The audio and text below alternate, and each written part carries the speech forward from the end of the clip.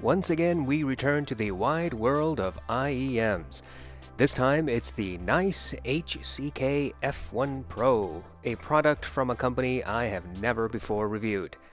This IEM is billed as a new generation planar magnetic driver, and it costs $100. The folks at Hi-Fi Go sent me the F1 Pro to review.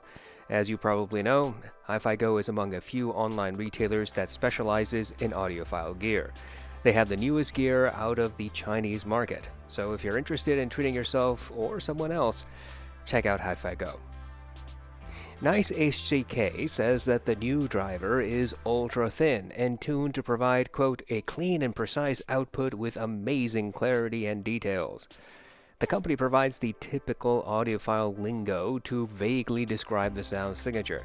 They claim that the F1 Pro has fast, dynamic sound with quick, transient, rapid rebound, and slow, low-frequency dive, rich vocals, and high, detailed frequencies. They use the descriptors clear, crisp, and lively, which are entirely subjective interpretations. There's an accompanying frequency response graph which suggests a moderate dip in the mids and an emphasis in the upper treble. The graph suggests that there is no 3 to 5 kHz peak, which often translates to sibilant spikes when those frequencies are emphasized. As for build, the F1 Pro is a very attractive product. Its casing is entirely metal and, interestingly, small. Compared to the Moondrop Starfield, Blonde BL Max, the 7Hz Timeless, and you can tell that the F1 is tiny by comparison. The IEM comes with spacious hard-shell case, a well-built 2-pin cable, and a wide assortment of ear tips. NiceHCK does not say if any of these ear tips are designed to alter the sound signature, so that might be an issue worth exploring if you purchase this product. One small but important aspect of the IEM is their associated cable. Far too often I see cables that have hard-to-read left and right indications on the terminators. God help you if you have poor eyesight. Here on the F1 Pro, the cable has red and blue indicators, and you cannot mess that up. The IEM housing itself has left and right markings, white writing on blue paint, and they are small, but you can at least see them. It's a nice touch. As for fit and comfort, look, I had no trouble wearing the F1 for lengthy periods. These sat in my ear cavities without difficulty and never budged after I found the proper fitting ear tips. I easily wore the F1 for 3 hours at a stretch. Overall, the F1 Pro supposedly has crisp and clear sound signature, but the frequency response graph really doesn't suggest anything particularly harsh. It's an aspect we will have to discover through listening. The build and accessories for this $100 product are in fact excellent, outshining some products that cost 3 to 4 to 5 times this price. I paired the F1 Pro with my FIO BTR7, Low 2 PAW S1, Matrix Mini I Pro 3, EcoZerta ITM03, and straight into the headphone sockets of those few devices that still have them. I listened to my test playlist on Amazon Music HD, streamed lossy content on Spotify and YouTube, and consumed a wide assortment of other digital media, including TV shows and movies while using the F1. The bass on the F1 seems to be emphasized, though it does have a sub-bass roll-off. In Mountains by Hans Zimmer, there's a low rumble from the very beginning of the track. The F1 gave a hint of that, and only with increasing volume was that detail more apparent. The rumble was not as prevalent on the F1 as it was on the Moondrop Quarks, Starfield, and Aria. In contrast, the NiceHCK Nightingale has less obvious bass presentation than the F1 Pro. Transients is fast on the F1, similar to what I heard on the Nightingale. Both are noticeably faster than the dynamic drivers from Moondrop. Compared to the 7Hz Timeless, the F1 has noticeably greater sub-bass emphasis, though not by a significant amount. Mid-bass on the F1 is above neutral. Drums sound tight, hard, but not quite sharp. Each drum impact in Conquer and Irodori, for example, was clear and precise. There was no melding among each drum hit. In other words, each hit mostly died before the next one came along. This sounded similar to what I heard on the Timeless and Nightingale. Overall bass clarity is substantially greater on the F1 Pro and Nightingale compared to the Quarks, Aria, and Starfield. The mids on the F1 are slightly forward. Drum hits are prevalent when mixed into the track, usually outshining other elements. Vocals, however, are typically a touch ahead of everything, including the drums.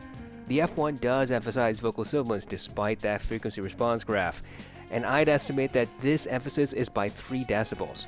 It never became overly harsh for me, but everybody is different.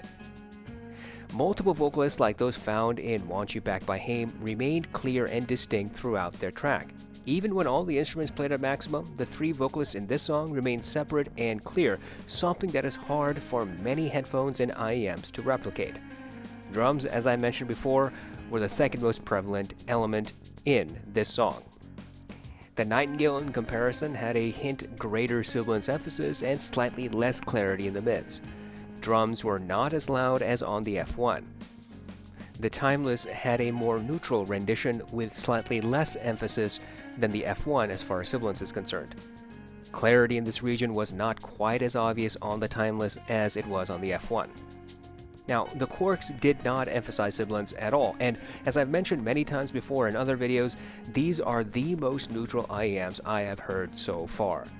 However, they are also not the clearest or most detailed sound. Compared to the F1, the Quarks was a darker, less clear sound signature. The Aria and Starfield both have sibilance emphasis, not too different from what I heard on the F1. However, overall clarity and separation in the mids was noticeably improved on the F1. The treble sounds fairly neutral until the upper treble, where there is a very slight emphasis. The F1 presents brass and horns clearly with their nasally signatures. Group sets in a classical mix are easy to find. Separation is obvious as long as the mix allows for it. In Flight from the City, the F1 did not have difficulty parsing the notes of the cello and piano. Electric buzzing effects, creaking of wood, the shifting of the cello's weight came right through. The pops and sizzles were noticeable, though further into the background. In Take 5 by the Dave Brubeck Quartet, the F1 separated all the instruments in their respective places, left, right, center, and a step behind. The saxophone was the loudest element, but the cymbals were a close second. Transience was quick, resulting in easy differentiation among the various instruments. The Quarks, in comparison, have a more neutral rendition. There is no treble emphasis. However, there is also less clarity and separation on the Quarks. The Starfield and Aria each have differing emphases in the treble, but nothing that is significant. Clarity again is greater and more obvious on the F1. The Nightingale has a treble reduction somewhere around the mid to upper region. This makes the Nightingale a slightly less energetic sound, with brass and horns not coming through nearly as sharply as on the F1. Overall clarity is marginally greater on the F1. The Timeless has closer to neutral treble presentation, but is less clear than the F1. As for detail, the F1 Pro overall is fairly detailed, but not a detail monster. Obvious details are always present. Subtle or nuanced details are typically mostly audible. So, the scratchy voice in a chorus may be apparent, twangs of guitar strings, sharp intakes of breaths, electric buzzing effects, and thumping of the body of a guitar will be abundantly clear. In my new light footstep test, the F1 presented 10 obvious footsteps. In comparison, the MT Pro rendered 9 clear footsteps. The Nightingale rendered 9 to 10. The Timeless rendered 8. The Stellaris presented 6. The Moondrop Aria presents 7. The T2 Plus, Blonde BL05, the The Audio Legacy 2 each present 6 to 7. The Moondrop Starfield presents 6. The Moondrop Quarks, Blonde BL03, and Triple Win Melee each present 5 to 6 footsteps. As for soundstage, the F1 Pro has above average soundstage. I consider the Aria and Starfield as my average performers in this regard, so the F1's presentation was noticeably wider than theirs. The Tin Hi-Fi T2 has slightly wider soundstage compared to the F1. The Nightingale has soundstage similar to that of the Aria and Starfield.